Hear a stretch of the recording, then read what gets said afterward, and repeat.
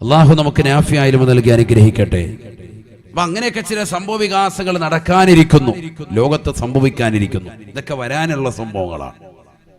മൂന്നാമത്തെ കാറ്റഗറി വഖിസ്മുൻ ലം യൽഹർ വലം യൻഖലി, ഇതുവരെ പ്രകടമായിട്ടുമില്ല, ഇതുവരെ കഴിഞ്ഞു കിടന്നിട്ടുമില്ല. അങ്ങനത്തെ ചില അടയാളങ്ങൾ, അങ്ങനത്തെ ചില സംഭവ വികാസങ്ങൾ, അതാണ് ഇപ്പോൾ നമ്മൾ നിലകൊണ്ടിരിക്കുന്ന ചില സംഭവങ്ങൾ. കള്ളുകൂടി അധികരിക്കുന്നത് പോലെ അള്ളാഹു നമ്മളെ കാത്തുരക്ഷിക്കട്ടെ. വ്യഭിചാരം അധികരിക്കുന്നത് പോലെ, പലിശയുമായിട്ടുള്ള ബന്ധപ്പെടൽ അധികരിക്കുന്നത് പോലെ, ഇതൊക്കെ ഇപ്പോൾ നടമാടിക്കൊണ്ടിരിക്കുന്ന ചില സംഭവങ്ങളാണ്. അള്ളാഹു നമ്മളെ കാത്തുരക്ഷിക്കട്ടെ.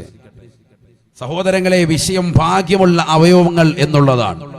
ഭാഗ്യമുള്ള ഒരു അവയവം ഞാൻ പറഞ്ഞു തരട്ടെ, ഒന്ന് ഈ കണ്ണാണ്.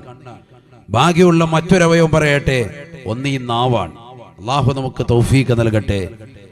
ഇതിനെക്കുറിച്ച് വിശദീകരിക്കാൻ ഒരു ദിവസം പോരാ സത്യത്തിൽ. എന്നാലും ഞാനത് വളരെ ചുരുക്കി ഇൻഷാ അല്ലാഹ് ഒന്ന് പറയാം. അള്ളാഹു നമുക്ക് തൗഫീഖ് തരട്ടെ. നല്ലതുപോലെ ശ്രദ്ധിക്കണം, നല്ലതുപോലെ ശ്രദ്ധിച്ചാൽ ഇൽമു കിട്ടും. അള്ളാഹു തൗഫീഖ് തരട്ടെ. രണ്ട് അവയവങ്ങളാണ്, ഒന്ന് നാവ്, മറ്റൊന്ന് കണ്ണ്.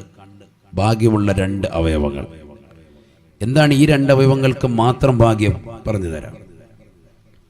ഇപ്പൊ കള്ളുകൂടി പറഞ്ഞല്ലോ, കള്ളുകൂടി അധികരിക്കും അവസാന കാലഘട്ടം എത്തുമ്പോൾ.